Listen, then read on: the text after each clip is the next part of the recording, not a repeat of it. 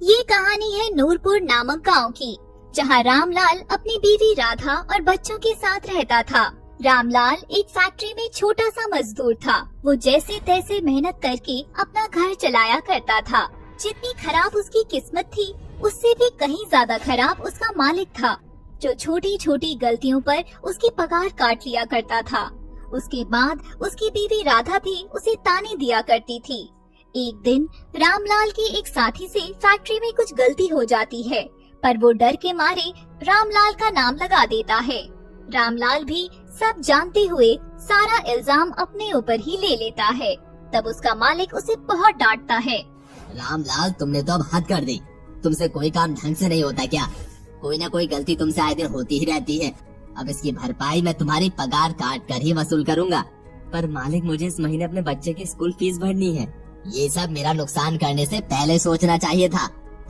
इतना कहकर मालिक वहाँ से चला जाता है और रामलाल का साथी कमलेश उससे माफी मांगने आता है। मुझे माफ कर दो रामलाल, मेरी गलती थी और सजा तुम्हें मिली।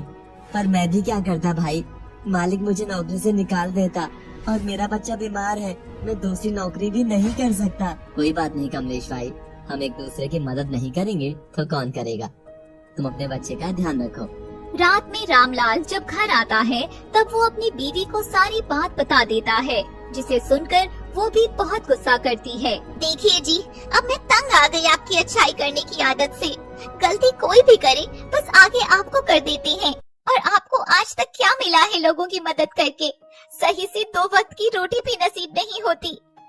तुम क्यों चिंता करती हो भाग्यवान, सब ऊपर वाला देख रहा है और हमें सिर्फ अच्छे कर्म करने चाहिए, एक दूसरे की मदद करनी चाहिए। आप और आपके आदर्श एक दिन हमें सड़क पर ला देंगे, देख लेना। अरे कुछ नहीं होगा, अब खाना भी खिला दो या बस बातों से ही पेट भर दोगी। फिर रामलाल खाना खाकर सो जाता है। पड़ोस के रामू काका रामलाल से रोज बात करते थे और उसे बिल्कुल अपने बेटे की तरह ही मानते थे। रामलाल की घर की स्थिति देखते हुए कभी कभी उसको राशन भी दिला दिया करते थे, पर दिन ब दिन फैक्ट्री में उसकी पगार कट रही थी, जिस कारण रामलाल को बहुत मुश्किलों का सामना करना पड़ता था। वैसे तो लोग उसकी बहुत इज्जत करते थे, पर कहते हैं ना कि गरीबी इंसान से सब कुछ छीन लेती है। उसके साथ भी ऐसा ही हुआ। लोग उससे दूर भागने लगे। उनको ये लगने लगा कि रामलाल सबकी मदद इसलिए करता है ताकि वो उनसे मदद मांग सके और खाने के लिए राशन ले सके। दिन ब दिन रामलाल की हालत और खराब होती जा रही थी, जिस कारण उसकी बीवी राधा भी उसे बहुत ताने दिया करती थी। एक दिन उसकी बीवी पड़ोस में एक फंक्शन में जाती है, जहां पर कुछ लोग उस पर चोरी का इल्जाम लगा देते हैं और सबको यही लगता है कि गरीबी के कारण उन्होंने ऐसा किया होगा। तभी रामलाल वहां आ जाता है, जिसे देखकर राधा बहुत रोती है और उससे कहती है, सुनिए जी, ये लोग झूठ बोल रहे हैं, मैंने कोई चोरी नहीं की। तुम्हें कुछ बताने की जरूरत नहीं है राधा, मैं जानता हूँ हमारे हालात बेहद खराब हैं। इसका मतलब ये नहीं कि हम चोरी करें। तभी पास खड़ी कुछ गांव वाले उससे कहते हैं, भाइयों, अब ये लोग हमारे गांव में रहने लायक नहीं हैं। आज चोरी की है, कल कुछ और करेंगे। ऐसा ना हो कि एक दिन हमारे बच्चों को किडनैप ही कर ले। नहीं भाई, तुम लोग ऐसे मत बोलो। रामलाल तो सबकी मदद करता है, जरूर कुछ गलतफहमी हुई होगी। नहीं भाई, इन्होंने खाना खरीदने के लिए पैसे चोरी किए होंगे। रामलाल ये सब ताने चुपचाप सुनता रहता है और कुछ नहीं बोलता।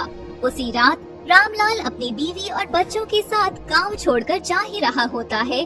तभी उसे रामू काका मिलते हैं, जो रामलाल को कुछ पैसे दे देते हैं। बेटा रामलाल, ये गांव वाले तेरी अच्छाई भूल गए, परंतु मैं नहीं भूल सकता। तू मेरे बेटे जैसा है, तो एक पिता होने के नाते मेरा फर्ज है कि तेरी नई शुरुआत में मैं तेरा कुछ साथ दूं। ये कुछ पैसे तू रख ले, तेरे काम आएंगे मेरे बच्चे। नहीं रामू काका, आपने आज तक बहुत कुछ किया है मेरे लिए, अब और एहसान नहीं। काका भी कहता है और एहसान भी बोलता है। अगर तूने कभी भी मुझे अपने पिता जैसा समझा है तो चुपचाप से ये पैसे रख ले। रामलाल भी उनका मान रखकर वो पैसे ले लेता है और उनसे आशीर्वाद लेकर दूसरे गांव में चला जाता है। कुछ ही दिनों में उसकी नौकरी भी लग जाती है। पूरे दिन वो खूब मन लगाकर काम करता है, पर जब उसको अपनी मेहनत के पैसे मिलते हैं वो देखकर हैरान हो जाता है। उसे सिर्फ 20 रुपए मिले थे। फिर वो उन्हें लेकर अपने घर की तरफ चल देता है। साथ ही मन में बोलता है, पूरे दिन इतनी मेहनत मजदूरी करने के बाद भी सिर्फ 20 रुपए मिले। अब इनसे क्या लेकर जाऊंगा घर पर तो खाने को कुछ भी नहीं है। हे भगवान, और कितने इम्तिहान लेगा मेरे। रामलाल इतना ही कहता है कि तभी उसे एक आवाज सुनाई देती है। अरे सुनो। रामलाल तुरंत पीछे मुड़कर देखता है। एक अमीर गाड़ी वाला उसे पुकार रहा था, तो रामलाल तुरंत उसके पास जाता है। आपने मुझे बुलाया साहब जी, वो मेरी गाड़ी खराब हो गई है और मेरा घर पास में ही है। अगर तुम इसमें रखा राशन का सामान मेरे घर पहुंचा दोगे तो मैं तुम्हें इस काम के पैसे दे दूंगा। ठीक है साहब जी। इतना कहकर रामलाल सामान का थैला अपने सर पर रखकर सेठ के पीछे पीछे चल देता है। घर पहुंचकर सेठ रामलाल को सामान रखने को कहते हैं। जैसे ही रामलाल सामान को सिर से नीचे उतारता है, उसके हाथ से थैला फिसल जाता है और उसमें से थोड़े बहुत चावल जमीन पर गिर जाते हैं। रामलाल बहुत डर जाता है। तब सेठ उसे कहता है, कोई बात नहीं, जो चावल बच गए उन्हें थैले में वापस रख दो। रामलाल बिल्कुल वैसा ही करता है। फिर सेठ सामान लेकर अंदर चला जाता है और पैसे लेकर आता है। पर जैसे ही वो वापस आता है तो देखता है कि रामलाल जमीन पर पड़े चावल उठाकर अपने बैग में रख रहा है। ये देखकर सेठ की आंखों में आंसू आने लगते हैं।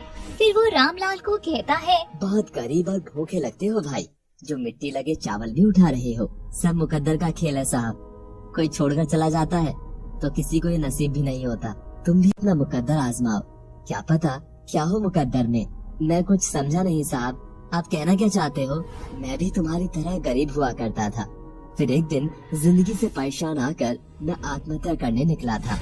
तब किसी ने मुझे एक लॉटरी टिकट दिया और वो लॉटरी मेरी लग भी गई। उस दिन से आज तक मैं लॉटरी का ही बिजनेस करता हूँ। तुम चाहो तो मैं तुमको टिकट दे सकता हूँ तुम्हारे काम के बदले। क्या पता तुम्हारा नसीब भी बदल जाए। फिर रामलाल ने बहुत सोचा और सेठ की ठाट देखकर बोलता है, वैसे तो सेठ जी मुझे इन सब चीजों में विश्वास नहीं है, पर मैं अपने बच्चों के लिए एक बार कोशिश करना चाहता हूँ। आप मुझे 4, 3 और 1 नंबर का टिकट दे दीजिए। सेठ ने उसे टिकट दे दिया और सिर्फ यही नंबर लेने का कारण पूछता है। मेरे जीवन काल में यही सबसे बुरे साल रहे थे। सेठ को रामलाल की कोई बात समझ नहीं आती और इतना कहकर रामलाल भी घर चला जाता है। कुछ दिनों बाद उसकी तीनों लॉटरी लग जाती है। तब सेठ उसे पैसे देते टाइम उससे फिर वही पूछता है। तब रामलाल बोलता है, वो मेरे सबसे बुरे साल थे और हर बुराई में कुछ अच्छाई छिपी होती है, शायद इसीलिए मुझे नंबर याद रहे। सेठ को समझ आ गया कि बुराई में भी कभी कभी अच्छाई सच में छिपी होती है और उस दिन से रामलाल बहुत अमीर हो गया और गरीबों की मदद करने लगा और साथ में उस सेठ को भगवान जैसे मानने लगा, जिसने उसकी मदद उस वक्त की जब कोई उसका